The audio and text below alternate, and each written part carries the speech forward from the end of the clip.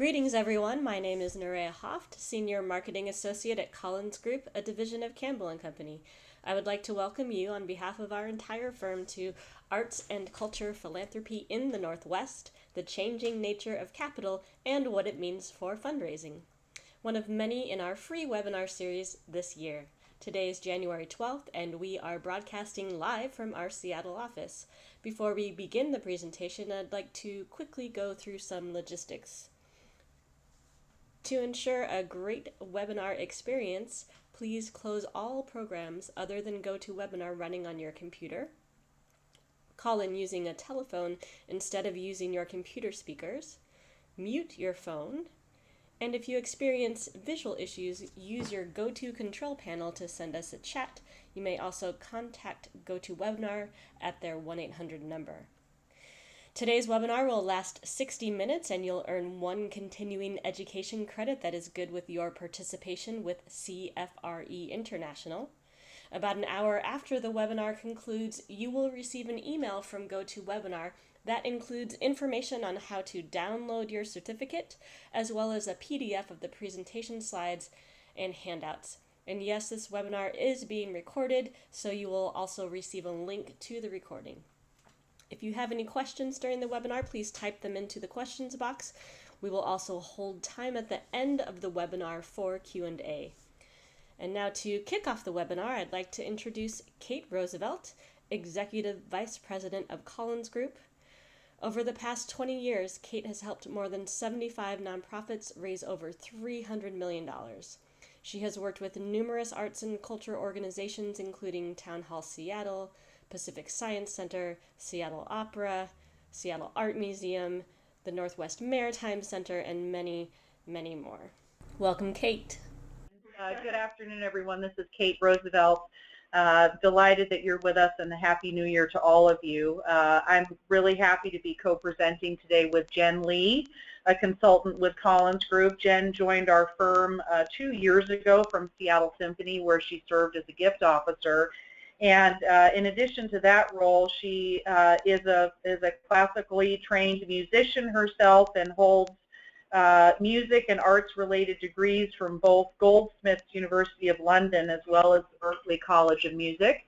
And currently, Jenn serves on the boards of the Korean American Coalition as well as the Seattle Chamber Music Society. So thank you, Jenn, for co-presenting with me today. We also have the benefit of two fantastic panelists. Both Deb Twersky and Kevin Malgus will have some real pearls of wisdom to share with you today, and we'll be here also to answer your questions towards the end of our hour together. Deb, I would imagine most of you in the Puget Sound region have had some interaction with over the years. She's the Arts, Cultural Facilities, and Program Manager for For Culture, where she sees all things related to funding program budgets and initiatives and manages the Arts Capital and Equipment Program. She has 30 years of experience in this field, both doing the work in the nonprofit sector as well as helping many organizations plan and carry out a wide variety of capital projects.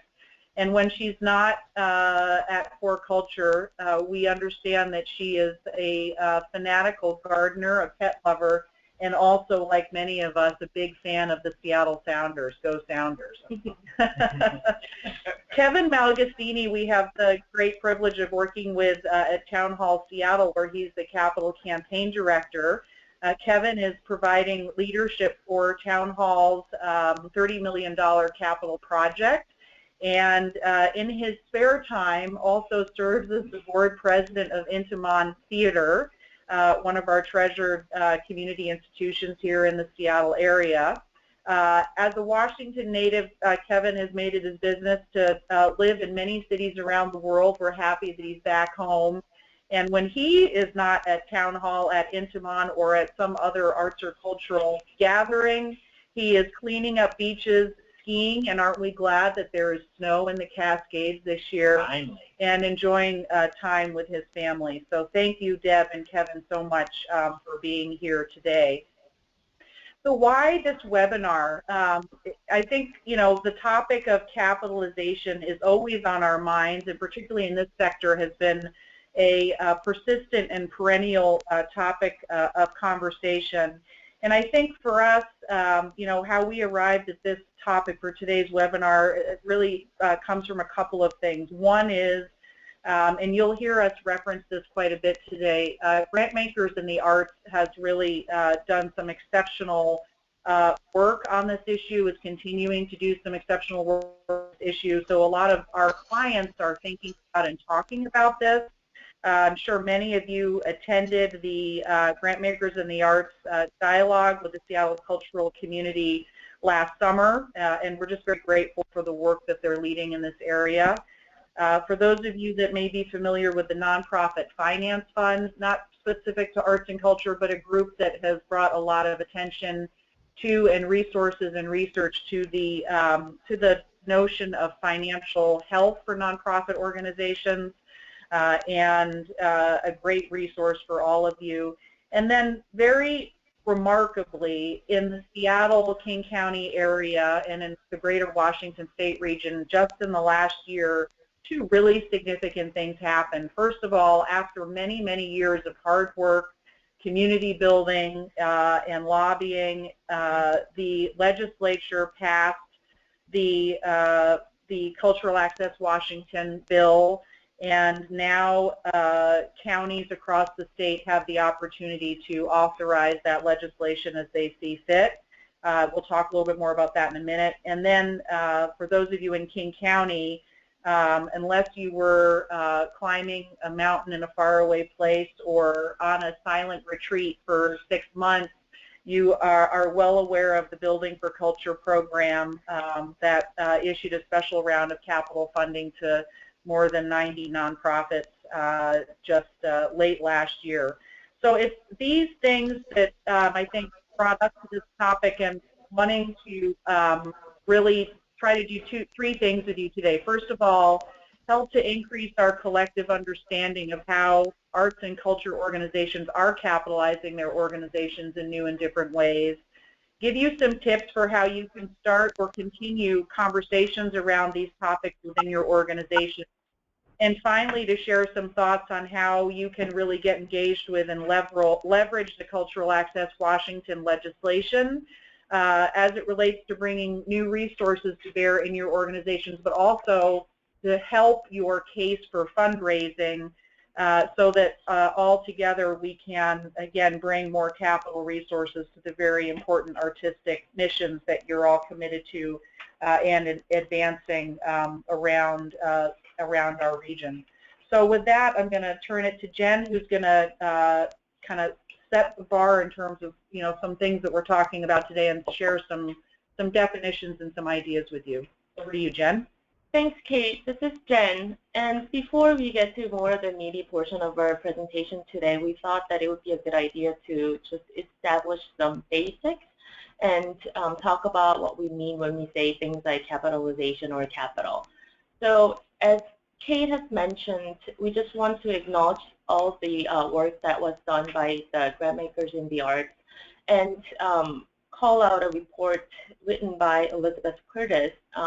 We'll share a link in an email after the webinar so that you have an access to the report in case you haven't read it yet. But this definition of capitalization, we've taken from the report, which says that it is the accumulation and application of resources in support of achievement of an organization's mission and goals over time. So basically, it's having the basic funds to carry out your mission and the application of the funds that you have. So what types of capital funds are there when we talk about it? Let me just bring it all up on the screen. First of all, we have operating funds, which is your basic fund to carry out your day-to-day operations. This is not anything extraordinary. This is just to carry out your programs. Next, we have working capital, which is used to maintain ordinary business operations through cash flow bumps that may arise from predictable business cycles. So basically, for example, those performing arts organizations who have subscriptions that they sell.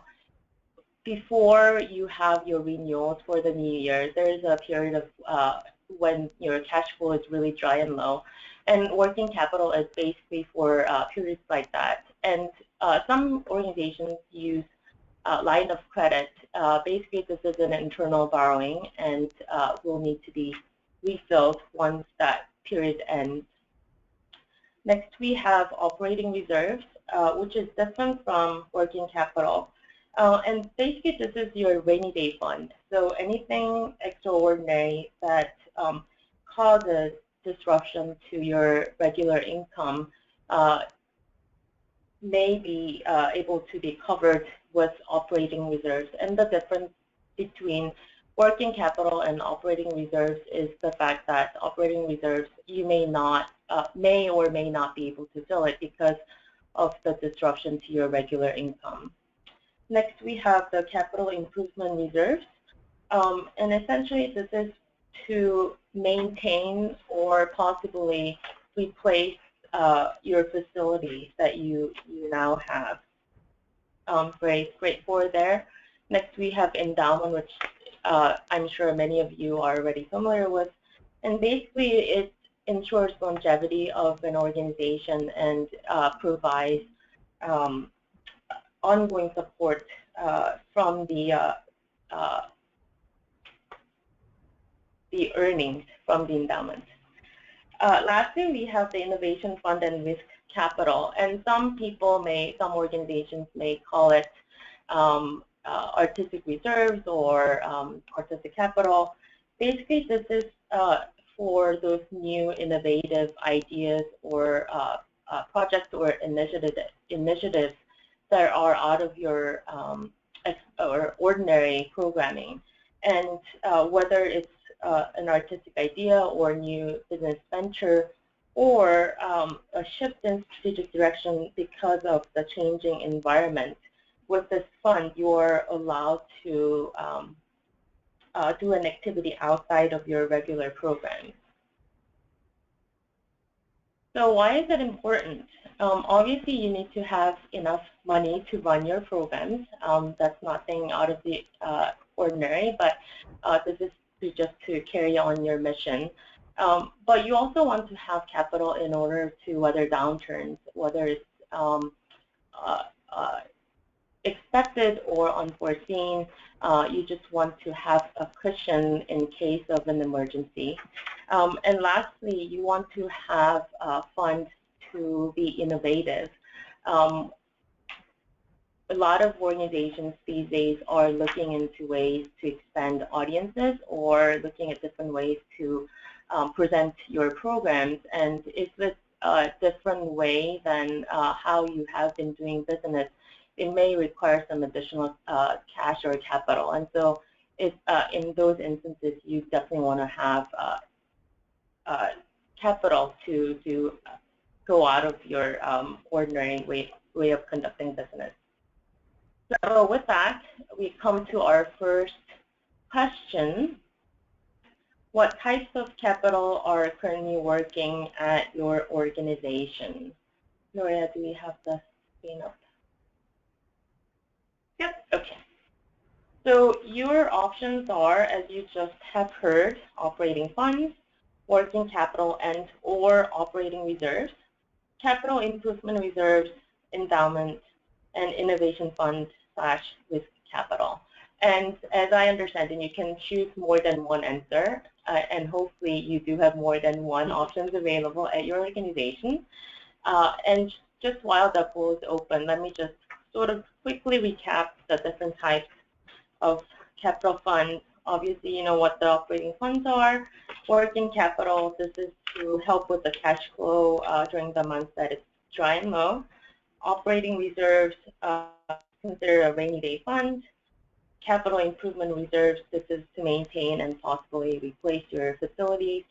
Endowment, the investment earnings to provide ongoing support. And then innovation fund, risk capital for anything out of the ordinary. Do we have the results? Great, thanks for participating in the poll. This is Nerea. So it looks like 97% selected operating funds.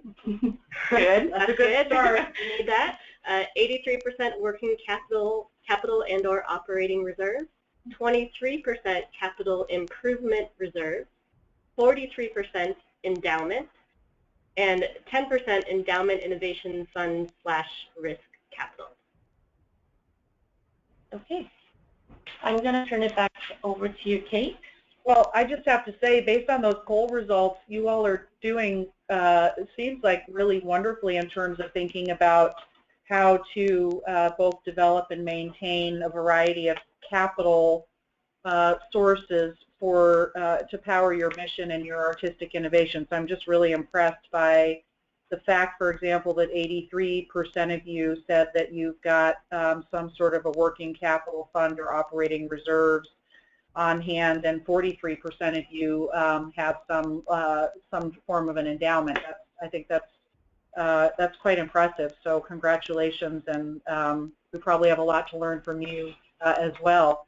So I thought what we would do next is just take you, as we move toward asking Deb and Kevin to respond to a series of questions, take you through a recent history of capitalization, and really want to start with what feels like a long time ago, but not so long. I was thinking a lot about the 1980s when I heard about David Bowie's passing yesterday. And in the 1980s, what we saw was, I'm going to run through kind of a series of private and public moments, if you will, in our history, but a national effort that was started by a number of foundations, including Ford, Rockefeller, and Mellon, excuse me, to bring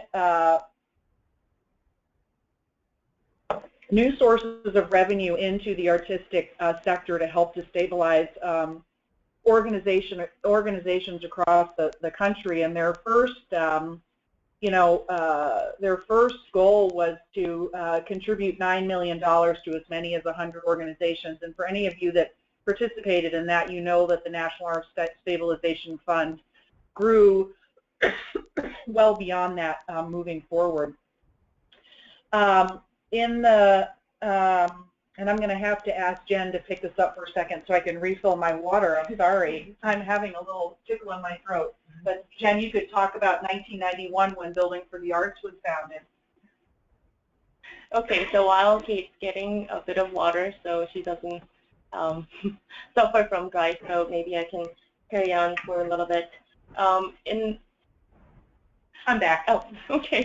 So in the 90s, in Washington State, we saw the creation of a remarkable entity that I'm sure many of you have benefited from and been a part of, called the Building for the Arts. And here in Washington, that really helped to fuel a building boom and capitalization of the arts and culture sector from the perspective of building new arts and culture facilities really across Washington State.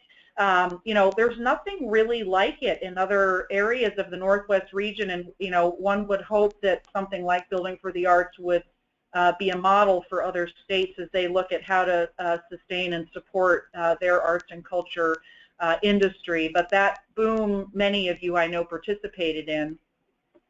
In the late 2000s, of course, we all experienced the Great Recession, and arts and culture organizations were really dramatically affected by that, and particularly in terms of the extent to which private foundations shifted their giving priorities to emergency and basic needs, and in many cases just completely put on hold their funding to arts and culture organizations.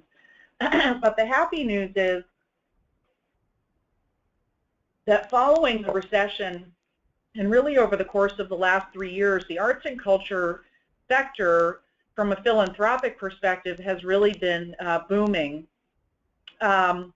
We saw, for example, in the 2014 Giving USA report that arts and culture was second only to the environment in terms of the percentage growth of giving that it experienced. It was a 9.6% increase in giving from 2012 to 2014, and arts and culture overall accounts for about 5% of the total giving to all charitable organizations in the United States. And last year, that was a total of $17.3 billion. So the recession was obviously a very painful experience for many of us. We saw theaters shuttered and other pretty drastic measures taken at arts and culture organizations across the region. But I think, at least from a philanthropic and a private source perspective, we're back into a pretty happy place.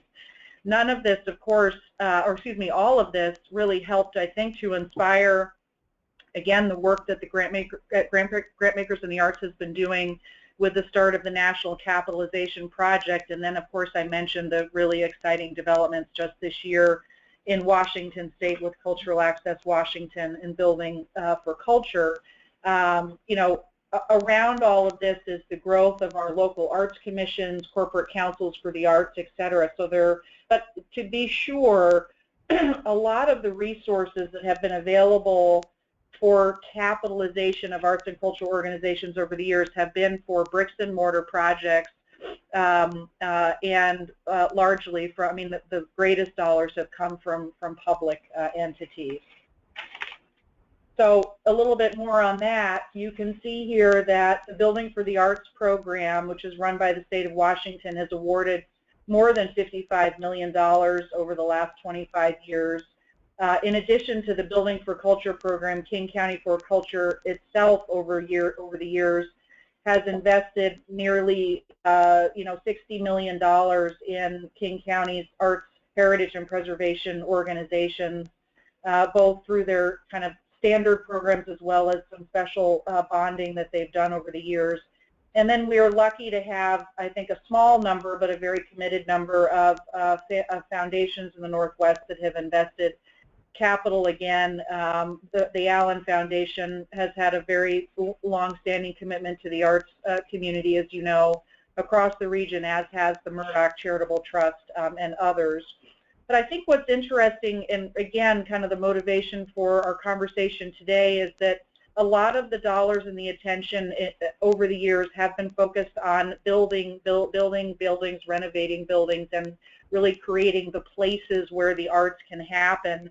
And the conversation is definitely shifting now towards how we can bring other forms of capital to bear to both stabilize and sustain our arts and culture community, but also to get back to something Jen said, to really support, I think, an inherent quality and value of our sector, which is innovation, creativity, taking risks, and doing new things. So with that, we'd like to take another quick poll, and then we're going to hear from Deb and Kevin. So for this poll, what we'd like to ask you to respond to is to give us a sense of what sources you've relied on or from where you've received funding for your bricks and mortar capital projects over the years. State sources, local sources such as For Culture, foundations, or have you been one of the few but excellent organizations that has actually a capital improvement reserve that you've built up from perhaps operating surpluses? So tell us a little bit about that. Great, and we'll keep the poll open for just a few more seconds. Give everyone a chance to respond.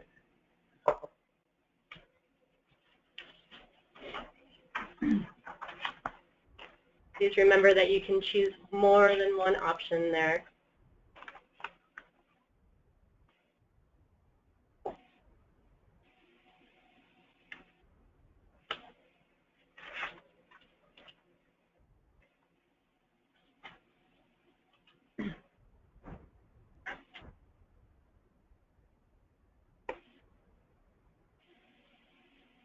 Okay, Maria, where did we land? All right, so I'm closing the poll in 5, 4, 3, 2, and 1. Okay, of the folks that voted today, 45% from state, resources, 58% local, 55% foundations, 26% left over from operating surpluses, and 35% the mysterious other. The mysterious other. Great. Well, maybe you can send us a chat to let us know what the mysterious other is. That would be great to know. Well, that I think that's a great snapshot, and I think, again, from my perspective, really underscores the importance of having a diversity of funding sources and a good fundraising strategy together when it comes to raising capital for your organizations. And again, not to boast too much about some of the good fortune that we've had in Washington State with some very, I think, visionary elected officials. I would hope that perhaps some of our colleagues in other parts of the Northwest region may take some inspiration from the Building for the Arts program, as well as For Culture and the Building for Culture programs, to see how the whole notion of capitalization can be, that conversation could be advanced in your communities. So Deb Twersky, there is so much we could talk about. We could spend this whole hour talking about For Culture, the Building for Culture process. You have, I think, a view on our sector that is unique and very deep. So we'd love to really ask you some questions about three things, just to hear a little bit more about the Building for Culture experience and what sort of new or different observations you have from that, or maybe observations that were cemented. What other observations you have from the field, and other words of wisdom you'd like to share. But just starting with kind of the Building for Culture process, tell us a little bit about how well the groups that you interacted with are already capitalized, and kind of what challenges did you witness, and perhaps what opportunities do you see for the future when it comes to capitalizing this sector? Sure. This is Deb speaking, and thank you again for the opportunity to participate. My own interest in capital projects is directly tied to a passion for their relationship to the mission of organizations, and it was a great honor to be able to participate and to offer the Building for Culture initiative this year in partnership with King County. The fact that we saw over 100 capital projects with budgets from $20,000 to $200 million showed, I think, the breadth of interest in communities in every part of King County, and this was just countywide, certainly not statewide, but we saw groups who were up against recovering from the effects of the downturn in the economy from 2008, and it had long-running capital campaigns that were stalled, and groups that had brand new campaigns that were made possible by the downturn in the economy, because my phone rings more frequently when there's an economic downturn, because arts and cultural groups are able to take advantage of lower real estate prices and and they're able to intersect with the commercial real estate market in ways that they are not able to do during a boom time. So in contrast to what folks reported in the first part of the poll, I'm here to say that one of the first things that we saw was that groups were not really well capitalized universally, and that I guess was something I'm not surprised at all about. But there's this inherent tension between mission and capitalization, because every additional $10,000 that you're able to raise can either mean an immediate program or to defer some immediate need and put it aside. And that is a really tough thing to do in nonprofit organizations. In my experience, running a heritage organization and running arts organizations, that was a painful choice to make, and not an easy one, and almost a luxury to be able to consider that kind of thing. So we reviewed 80 balance sheets as part of the Building for Culture program, and took a real look, had our CPA take a look at at folks' balance sheets. And we did not look at public institutions or large private individuals who are looking for preservation funds. But out of the 80 groups that we looked at, we had 16 of the balance sheets that didn't balance. So there was like a fundamental sort of lack of understanding of how to list resources in your balance sheet. But more important, 21 of the 80 either had negative working capital or negative unrestricted net assets.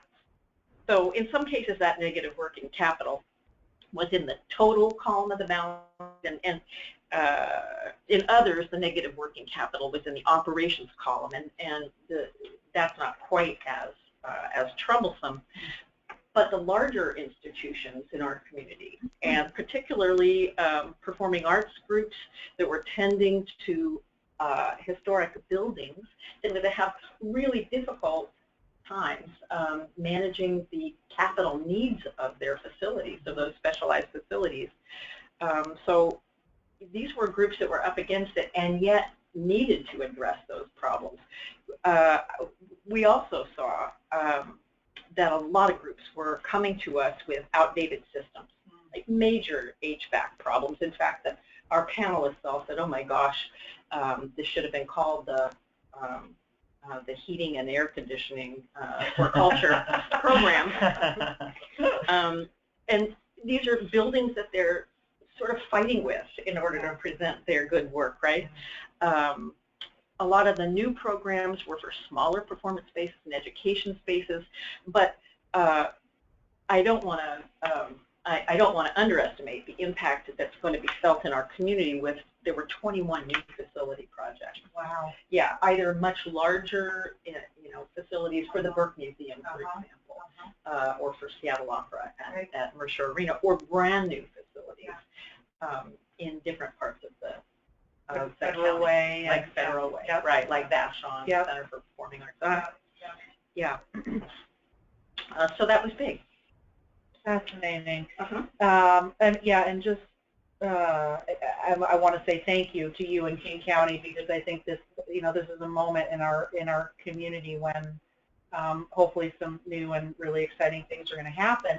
And on that front, do you have a sense of, I think when it comes to bricks and mortar capitalization, there's always this question of, are we building a building or renovating a building because it's falling down around us, or because our audience demands it, or do we just need to keep up with the competition? I mean, do you just have any sense of sort of, what some of the driving forces were? You mentioned the heating, ventilation, outdated systems, but do you just have a sense of kind of as a sector how these organizations are looking at that? I think that a lot of new facility projects and of the renovated facility projects were coming about because organizations want to approach working with their audiences in a different way.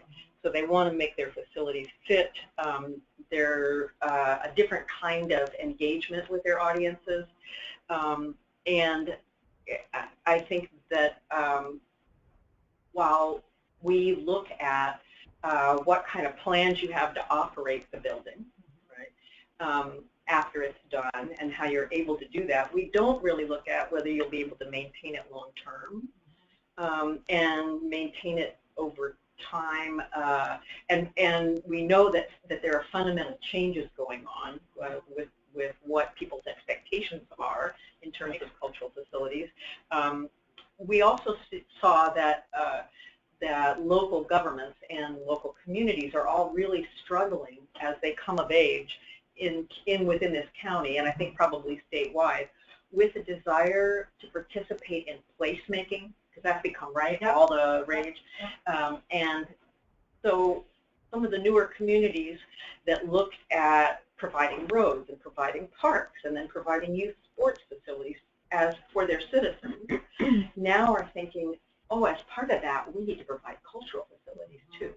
And that is part of access for every citizen. But the nature of what access should be and how elaborate an icon that cultural facility should be is a big question.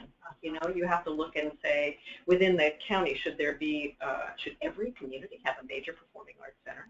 Should every community have, what should it have? And a lot of communities are rethinking what kind of informal spaces, flexible spaces they can have, or spaces that both for-profit and non-profit groups can use.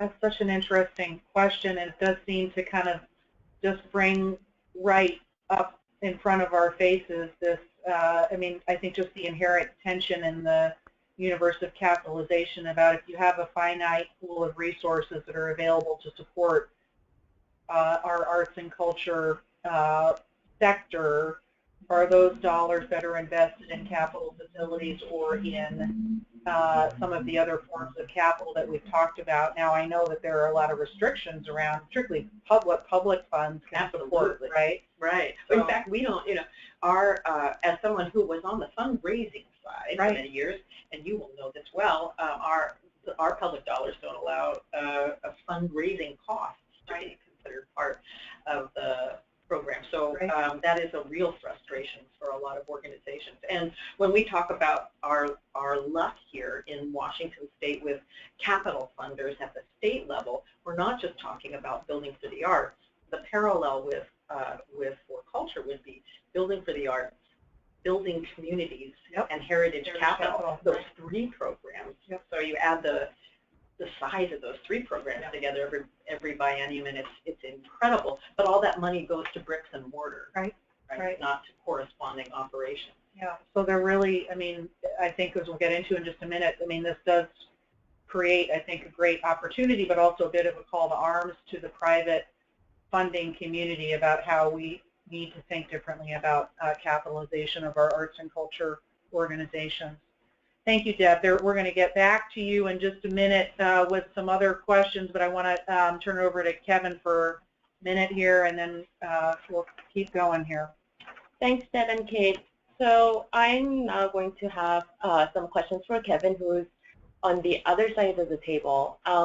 Kevin, Deb just mentioned how there were a number of organizations who had capital projects before Great Recession, and as a result of the recession had to hold their plans until maybe now or even future. I think Town Hall is a perfect example of that. Can you tell us about Town Hall's history and really the journey and what capitalization has meant for Town Hall? And also, if you would just talk about your experiences through the process for building for culture, I think it would be great. Yeah, definitely. It was interesting listening to you speak, Deb, because so much of what you mentioned is right in line with the role Town Hall has played in the sector. When Town Hall was founded in the late 90s by David Brewster, it was a group of philanthropists coming together. It was really to provide a shared resource for many different arts organizations, as well as a platform for civic conversation and dialogue and engagement. But first and foremost, it was about providing a home for these organizations that weren't all of the size that they needed separate performance halls throughout the city. So it was this idea of a shared resource for many communities. And, you know, Town Hall has struggled with many of the things that arts and culture organizations that take on a historic building struggle with over time. In many ways, a historic building is easier for an arts and culture organization to get into, because how do you repurpose those buildings? A performance venue is often a way to repurpose something like that. And for those of you who don't know, Town Hall Seattle is housed in an old church on First Hill in Seattle, which is about 100 years old. Actually, this year turns 100 years old. So it's a great repurpose of that building, but it comes with a huge amount of work to kind of keep that going. So Town Hall was prepared to do a capital project. They knew they needed to. They acquired the building.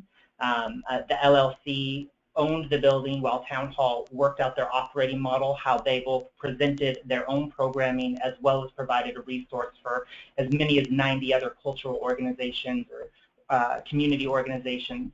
And then in 2007, Town Hall actually purchased the building from the LLC, so took over ownership of that building and started right away thinking about a capital project. But the major downturn, the recession happened, and those plans were put on hold. And I actually joined the joined the team at Town Hall 2.5 years ago when they had just finished a feasibility study and were kind of restarting that process of, okay, now that funds are starting to come back in and people are thinking about funding brick and mortar again. But what on the surface is a brick and mortar project is also a project of investing in capital for all of these other organizations. So how do we look at what we are doing programmatically, and how do we make sure that this shift in brick and mortar and shift in capital really does redefine the space and redefine the way in which organizations are interacting with and connecting with their audiences. So it's been an interesting journey that is both about HVAC systems, heating and cooling the building, stabilization, as well as a chance to really redefine that experience of the audience and create this this resource for all the many organizations who use Town Hall each year. Specifically, the Building for Culture process was a great process for us at Town Hall. It's a big project to undertake for you at For Culture, and therefore comes with the work that needs to happen for the organization side to really look at where we are in our ongoing operating budgets, how we're covering expenses year in and year out, and what our plans are to maintain that project long term. And it came at just the right time for us to add another big injection as we are building the momentum for this campaign. So it was a great process and a great project for the development team, the board, and the community to kind of rally behind as so many organizations all at once were going through a shared process. Really quickly, I have one other question for you, Kevin. Also, in your spare time, we know that you are heavily involved with Intimon, which is a regional theater and much smaller than Town Hall. So I'm sure that capitalization has a different meaning for somebody like Intimon, and if you can just share with us briefly what it means and it's how the impact of it with its new mission. Yeah, definitely. Capitalization, I think it's something that every organization should be talking about, whether they're building a new building, managing a historic building, or maybe don't have a physical space at all. And that's where Intimon finds itself. Now it doesn't own a theater, a building that it's maintaining year in and year out, but it does need to capitalize both to recover from the downturn in the recession, as well as to build up working capital and assets in order to take risks and in order to innovate and find their new models. So it's been an interesting process because I think you target a different audience of funders depending on what type of capital you're looking for. So for Intimon, because it's not a brick and mortar project, we're not going after and sitting down with For Culture or for other public funds. When we're talking about capitalizing to innovate and to find a new business model, it's really about capacity building and taking risks. And that's sitting down with people who, mostly with individuals, as well as some foundations, who really believe in the mission and are willing to invest above and beyond what they see as the immediate need for working through your day-to-day operations and give you the opportunity to step out on a ledge and try something new and change the model that you've been working with. That's great. With that, I'm going to turn it over to Kate, and hopefully what you've just heard from Kevin and Deb got you start thinking about how you can start your conversation about capitalization at your own organization. So just quickly here, I'm going to run through our last two slides, a couple more questions for Deb and Kevin, and your questions as well. I think, Deb and Kevin, your observations, what we see in our work really lines up nicely with, I think, some of the observations that you've shared. We're clearly seeing organizations thinking about and talking, particularly endowment and reserves, as capital tools that they can use to sustain and stabilize their organizations. I think we're seeing arts and culture organizations continue to wrestle with, like, what is the right business model for our work, not a one-size-fits-all, and just continuing to kind of have eyes open about the shifting demographics in our region across our state and what that means in terms of how people are interacting not only with the arts but artistic institutions. We see, and this is really across the nonprofit sector, but I feel like I'm hearing a lot more about it and seeing a lot more proactive work in the arts and culture sector around the issues of access and equity and inclusion, and there's some new initiatives getting underway just here in Seattle that you'll all be hearing about, I think, in regards to that. I was also interested to read in doing some research for this webinar that when it comes to utilization of social media and online giving, that the two sectors that have really nailed this and are doing the best job of it are the arts and culture sector and the environmental sector. So I think you can learn a lot from what each other is doing in that regard in terms of both audience engagement. We, certainly have seen what Arts Fund has done with their Power to Give campaigns and so on. So kudos to all of you who are really being thoughtful about how to use social media, not only for audience and donor engagement, but for fundraising.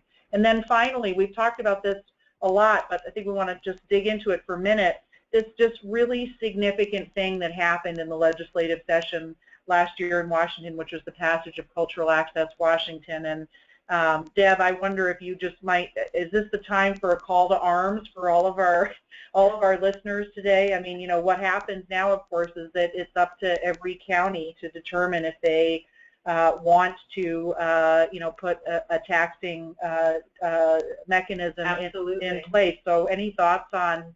Well, this is not, yeah, sure, this is not a for culture initiative. This is a statewide initiative, and Cultural Access Fund will, in King County, likely not be on the ballot until the end of 2017. But throughout the state, there's the opportunity for counties or for cities within a county to place on the ballot or to work with their elected officials to enact legislation that would be transformative. Particularly when we talk about capitalization. You mentioned Arts Fund's work with Power to Give, and it's unrestricted operating dollars, really, that provide the basis for capital reserves.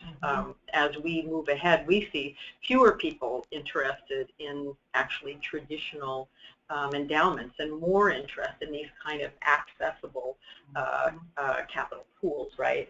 So that's what would happen through Cultural Access Washington.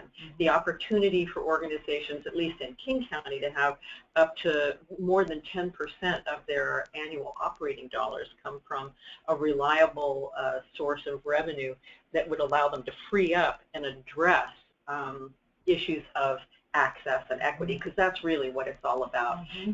This would allow a resource that would enable groups that are doing such amazing work in that field to stabilize their operations, to do more outreach, to provide more access, and to be healthier operationally and put dollars aside. So I think this is the call to action. The legislature's done their part. Now it's going to be time at the local level for every arts and cultural organization, no matter where you're located, to find out specifically what could this mean to my organization and to work on it over the next 12 months. Great point. I mean, as you said, really a transformative moment for our friends who work in arts and culture. I think I just want to wrap up quickly by touching on a couple of other things we would hope that you would be thinking about kind of virtually walking out of the webinar today. Deb, I was really struck by your comments about the 16 balance sheets that actually didn't balance and the negative working capital. And I think the number one thing for all of us to be thinking about is how we and the volunteers that serve our missions on our boards not just can be, but have to be financially literate. And make sure that the balance sheet becomes really a tool for conversation, becomes alive in the life of the organization, and that is really a tool for moving forward. If you haven't started this conversation in your organization yet, we encourage you to do so. Hopefully we've given you some good talking points and tools today that you could take into a board meeting. The Grantmakers in the Arts report that we mentioned earlier, it will be available to you as well. But think about what that first step is. I remember I served on a board about 10 years ago, a small human services organization in Southeast Seattle, and we took what for us was a very bold step at that point to make the decision that we were going to craft our budget in such a way that we would have a $25,000 surplus at the end of every year that we would then allocate through board action to a reserve fund. And as a result, that fund now probably has several $100,000 in it and is available for new program development and other things that may come their way. So this is possible, folks. This is possible. To underscore Deb's comments, get engaged with whatever your local community is looking at. Lead the effort around Cultural Access Washington. And also, I think, all of this is a great opportunity to engage your donors and members in the conversation. Help them understand how your organization is fueled, what different revenue sources you rely on, and what role philanthropy plays in making all of this possible. And also to help them see kind of what else you would like to do or that the community is asking you to do if only you have the capital resources available to do it. And then finally, this is a tip that we borrowed from the Grant Makers in the Arts reports. I think that there's still a ton of education that we need to do with the funding community about the role of being able to include administrative expenses and other things that are normally excluded in our grant applications, again, to recognize that that's capital too. So we want to take a couple minutes to answer any questions that Nerea is taking in from you here. And again, thank you so much to Deb and Kevin for sharing your time and wisdom with us today. Hopefully there'll be a couple questions that you can grab onto here. So what do we have, Nerea? Great. Yes, thanks to everyone for sticking with us through to the end here and through our technical difficulties. First question is from Lottie. She says, I'm wondering how capitalization can be addressed by arts and culture organizations outside of the Puget Sound region, say in central or eastern Washington, rural communities. How is this different for small or rural organizations? Oh, that's a great question. And there are certainly smaller and rural communities in King County. Deb, I don't know if you have any immediate thoughts on that. I have a couple that come to mind, but how has For Culture thought about, or what have you even witnessed in terms of how smaller, more rural organizations think about these topics? Well, I think that smaller and more rural organizations address capitalization in a really immediate way. I think they have a more practical outlook a lot of times on running the business. Mm-hmm. And I think you're able to talk with your supporters in your community by saying, look, every business has to be well capitalized, and we're a business. That's what everybody's interested in. You have to be able to put a little money aside. These are not these are not frightening conversations or frightening concepts. It's just the idea of, yeah, we're going to need to replace the computers in a couple of years, so we're going to have to put some money aside to do that. The dollars that For Culture supplies, much as I'd love to think that we're the be-all and end-all of funders in the in the universe, we know are dwarfed. They're a fraction, a tiny fraction of what private individuals supply. And so, when you're talking about capitalization, you're really just talking about budgeting, putting a little money aside for a rainy day. Those kinds of things that really, I think, resonate with private individuals and donors. And in general, again, smaller organizations are addressing this in a really practical way, and a lot of smaller organizations have a very small percentage of contributed income, so they're dealing with a much more a balance sheet that's much more dependent on earned revenue, and they're really sanguine about that. They understand we have to be able to get by and put money aside for a rainy day. Well, Kevin, I know you have some roots in Central Washington. I do. Any thoughts on this question? Well, to Kate's point earlier, it doesn't matter which organization you are. You can start that conversation with your board right now about mandating a surplus and kind of looking at your budget and the board determining what size that surplus needs to be each year, and just starting the process of saying our yearly revenue needs to more than cover our yearly expenses so that we can invest. And give that fund a specific name or something that people can rally behind, both as the board as well as your major donors, that know exactly what it is you're talking about when you are putting together a fund. And you can call it, if you just look at depreciation on Yeah. your balance sheet and just say, we have this thing called depreciation. Let's actually fund it. Let's put the money aside that would cover that to offset it. Yeah. Just that Yeah. would be fabulous, Yeah. right? And then it is an opportunity to talk with individual donors. Individual Right. philanthropists still make up, by and large, the majority of the contributed revenue that's coming into organizations. And whether you're in a small community or a major city, you have the opportunity to really partner with those donors and think strategically about the dollars that are coming into the organization and how they want to utilize those dollars or flag those dollars. So, partnering with those donors to make sure that you are well capitalized is paramount.